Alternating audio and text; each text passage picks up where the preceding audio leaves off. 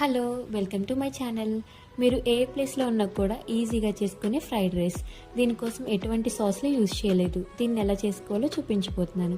దీనికోసం cabbage, carrot, క్యాప్సికమ్ని తీసుకుని సన్నగా ముక్కలుగా కట్ చేసుకున్నాను.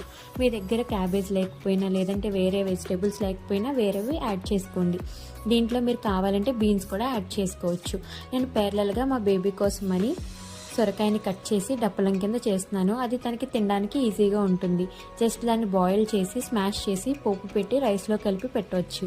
నెక్స్ట్ మనం ఫ్రైడ్ రైస్ కోసం బాండీ పెట్టుకుని ఆయిల్ యాడ్ చేసి వెజిటేబుల్స్ ఇంకా వెల్లుల్లిని కూడా యాడ్ చేసి బాగా ఫ్రై చేస్తున్నాను. మీకు కొంచెం స్పైసీగా ఉండాలంటే ఇందులోనే మీరు చిల్లీ కూడా యాడ్ చేసుకోవచ్చు. వీటిని 2 మినిట్స్ బాగా ఫ్రై చేసిన తర్వాత ఒక బౌల్లోకి యాడ్ చేసుకోండి. తర్వాత ఇదే ప్యాన్లో మనం బీట్ చేసిన ఎగ్ని వేసుకుని ఫ్రై చేసి తర్వాత మనం ముందుగా ఫ్రై చేసుకున్న వెజ్జీస్ ఇంకా సాల్ట్, పెప్పర్ని యాడ్ చేసుకోండి.